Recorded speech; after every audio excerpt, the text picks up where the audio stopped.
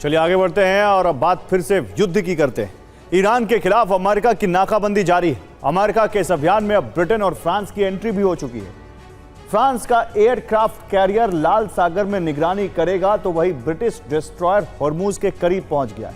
अब ईरान ने एक कदम आगे बढ़ाते हुए अमेरिका की मदद करने वाले हर देश को धमकी दी है। ईरान से नेटो को मिल रही ललकार एक महासंग्राम की वजह बन सकती है।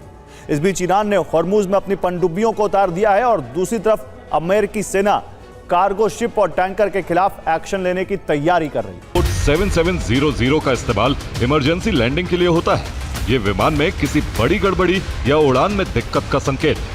7700 कोड का इस्तेमाल किसी हमले से नुकसान का भी संकेत। अमेरिकी जेट की सुरक्षित लैंडिंग हुई। यूएई के अल दाफरा बेस पर जेट उतर गया। ब्रिटेन ने हॉर्मुज के करीब HMS ड्रैगन को तैनात कर दिया।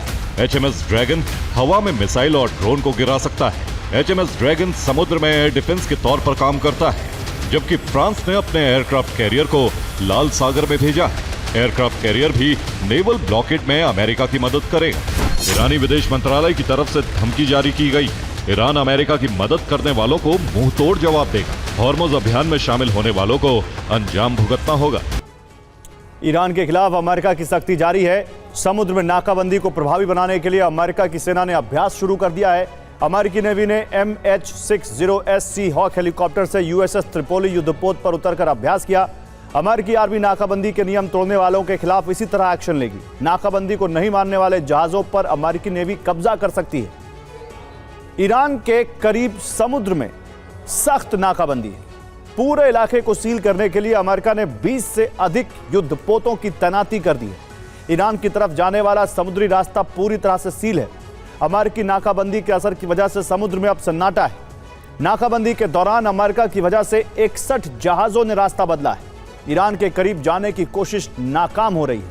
4 जहाजों पर अमेरिका ने एक्शन भी लिया है। ईरान की आखिरी शर्त हॉर्मुज को लेकर। ईरान ने हॉर्मुज पर कंट्रोल की शर्त रखी, यानी ईरान हॉर्मुज में टोल वसूलने पर अड़ा है। और ईरान ने हॉर्मुज में पनडुब्बियों की तैनाती कर दी है। ईरान के पास छोटी छोटी कई पनडुब्बी, लेकिन छोटे आकार की पनडुब्बी भी युद्धपोत को नष्ट करने में सक्षम है। ईरान की ये पनडुब्बियां फारस की खाड़ी की डॉल्फिन के नाम से जानी जाती है। ईरान ने हॉर्मुज में निगरानी बढ़ाने के लिए पनडुब्बियों को तैनात किया है।